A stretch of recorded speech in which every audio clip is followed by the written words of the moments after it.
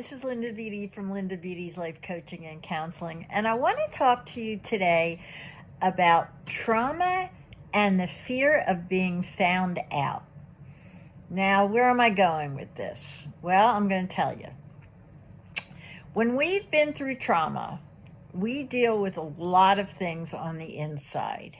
We deal with panic, we deal with hypervigilance, we deal with coping mechanisms, we deal with sometimes dissociation, we deal with all kinds of things that are only seen on the inside of us. And triggering's another one.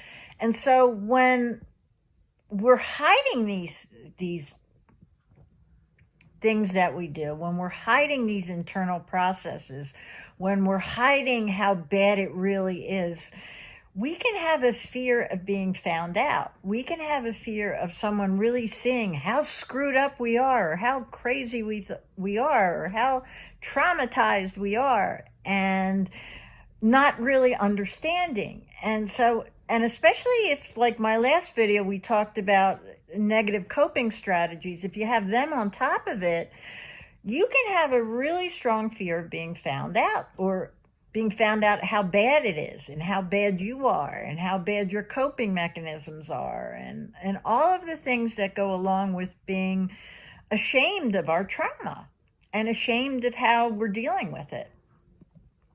So a few things I want you to really realize. Number one is, you're right. Not everyone can be trusted with your trauma. Not everyone can be trusted with what's going on inside.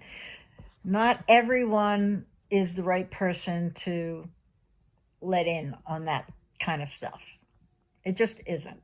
There aren't a lot of people that understand, but people that have been through it understand more than we realize, and it's kind of like a kinship we feel. Because you can say, oh yeah, I dissociated the other day, and someone will go, oh yeah, me too, I did it. Or I was triggered. Someone else will say, yeah, me too, that happens to me all the time. And so you don't feel like a freak. You don't feel like a mental case. You don't feel like, a bad person, because you're not all there all the time. If you have a secret shame, and let's say you're coping, let's say you deal with pornography, and you're embarrassed to say it to anyone else, but you deal with someone who's been through trauma, and another person who's coping that way will say, absolutely, I cope that way too, and I did it this way too. And so the key is to find someone who understands trauma that you can trust, and enough to say, okay, I can let my guard down, I can let my hair down a little, I can share my truth, I can share what I'm dealing with. And so that fear kind of dissipates a little bit when you hear somebody else understand. Now, how do we deal with it with people that maybe need to know or need to understand and haven't been through trauma? Maybe it's somebody in the workplace, maybe it's somebody in a home environment or a family environment, that you just need to let them understand why you've been acting a little withdrawn, or you've been acting a little this way or that way. And you need them to kind of understand what you're going through. You can start it off by referencing trauma.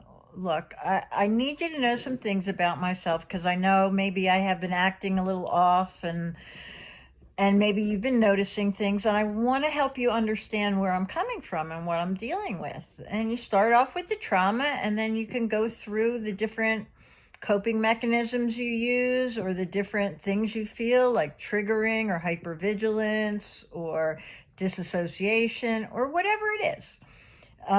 And you can share with them, look, this is nothing to be afraid of. These are simply coping mechanisms. These are simply ways that my body learned to respond when I was a child or a teenager. And I've learned to kind of cope this way. and I'm working on it. I'm changing it, but you may see me get triggered once in a while, and I may do this, or you may see me act like this, and I just want you to know what it is. It's not anything to be afraid of, and it's something you can ask me about as well. So you kind of open the line of communication, you explain it, and you give them a little bit of a basis for what you're dealing with. And so those are the two ways that if you have a fear of being found out, if you have a fear of sharing what your internal processes are with someone, those are the two ways you can do it. First, you find someone you can trust that has been through trauma to share it with.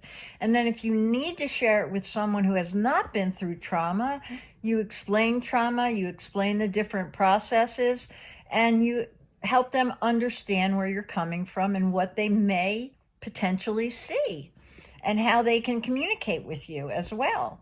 And what do you need from them? You need to tell people what you need from them. Say, if I'm triggered, I need you to just back off a little, and I need you to just give me a moment to calm myself down and take 10 deep breaths and, just give me that little bit of space. And most people will be very understanding about that, believe it or not.